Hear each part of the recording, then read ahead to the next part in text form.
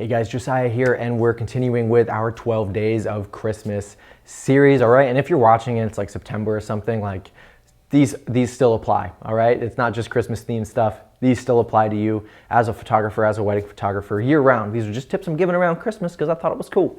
So, 6 things today. We're on the sixth day. 6 things you should do before photographing a wedding. When I first started photographing weddings, I remember my first wedding, didn't know what the heck I was doing. I ended up calling a random photographer that I knew and asked her, hey, like, I'm shooting my first wedding, what should I do? These aren't the tips she gave me, but she helped calm my nerves because she was just giving me some helpful tips. I don't remember even what they were, but they were helpful nonetheless. So I hope that these are helpful if you're going into shooting your first wedding or you're shooting your 10th, 20th, 30th, 40th, whatever wedding you're shooting. I hope you're doing these things. And if you're not, hopefully you can apply these things to your wedding photography workflow, okay? So first thing you should do is an engagement session, all right?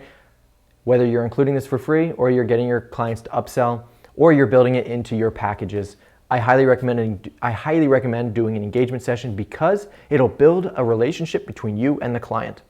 You'll learn how the client is on camera, how comfortable they are in front of camera, how comfortable they are together in public. Do they love PDA? Do they hate PDA? Are they stiff? Like, how can you loosen them up a little bit? So learning how your clients work in front of camera at an engagement session is a vital part of our process, and it should be a vital part of yours because it goes just past that session. It continues on into the wedding day. It'll make your life easier, and you'll be building a relationship, building a friendship, and building trust, a rapport with those clients before the wedding. That way you're not just walking into a wedding blind, not knowing this couple at all, having never met them in person, and it feels like a relationship has already started. Okay, so that's tip number 1.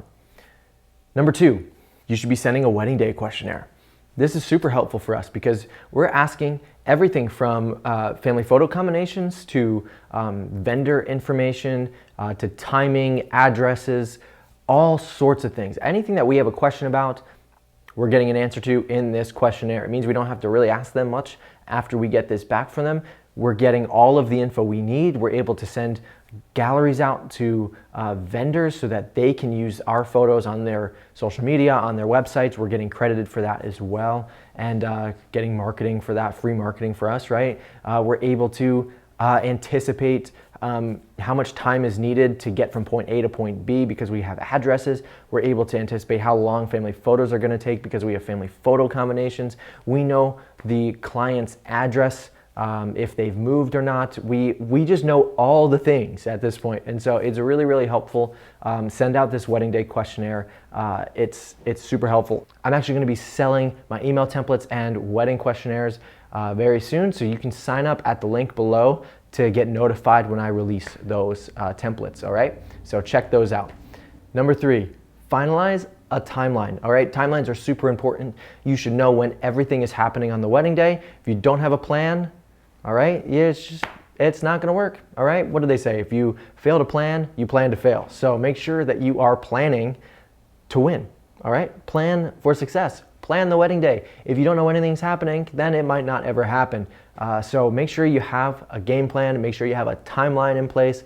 This connects directly to the questionnaire because we actually build our timelines based off of the questionnaire, and sometimes we'll even build them before. I actually have a free timeline template that you can get in the link in the description as well. You can follow our kind of structure, our timelines for our wedding days. There's both timelines for a first look and timelines for couples who are not doing a first look. So check that out in the description below. Super helpful to have a timeline on the wedding day, and you can help guide your client through the day with photography in mind. It means you're structuring, you're building the timeline so that you have enough time to do the job that you've been hired to do, okay?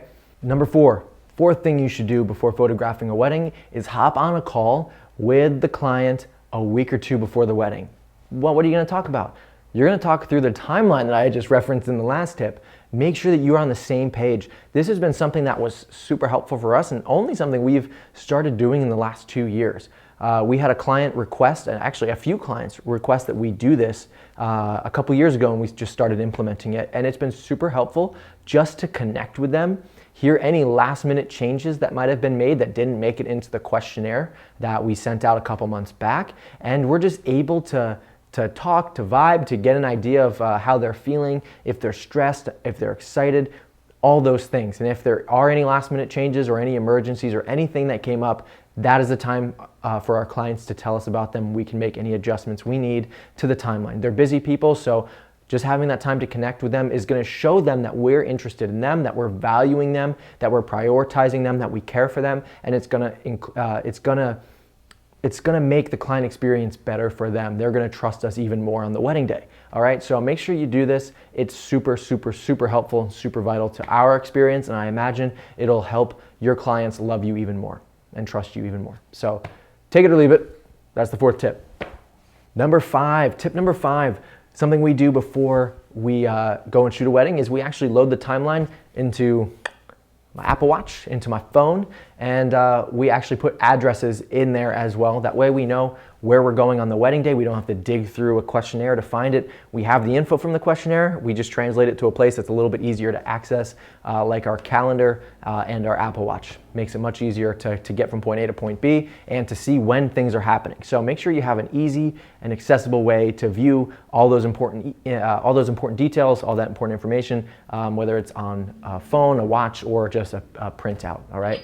Last thing you should do before photographing a wedding, this is number 6, is to stay positive, all right? On the car ride there, I used to be an anxious, nervous mess, not knowing what I was walking into. I'd be a little bit of a negative Nelly, all right? I'd get down in the dumps a little bit. I'd kind of set my expectations so low that nothing could disappoint me because I've set my expectations so low that the things can only get better from there, all right? Well, this was a really crappy way to live. I learned I was very stressed, very anxious, and I've just learned to stay positive. I've never shot a wedding day like this before. I've never shot this specific wedding. And we don't know what's going to happen. So all I can do is just show up and do the best job that I can do. And same goes for you guys. Stay positive walking into these wedding days because these couples are so excited. They might be a little stressed, but they are so, so excited to see you. They're excited to get their wedding day going, to wedding day started. And you're going to be the thing when you walk into that getting ready room. It's real. It's now real. The wedding day is here. My photographers are here. The day has started. The documenting of my memories has begun. So stay positive. Bring that positive energy into the getting ready room with you, and it'll make the day just much better because you won't have been down in the dumps like I was for however long on the car ride to the space. So that's it. Those are my 6 tips, 6 things that you should do before photographing a wedding. If you like this video, hit that like button, hit that subscribe button, ring that bell so you're notified when I release future videos. And we have a bunch of videos coming out in this series still. We're only halfway through. So hope to see you tomorrow for the next video in the 12 Days of Christmas series. And that's it. That's all I got. So take care, guys.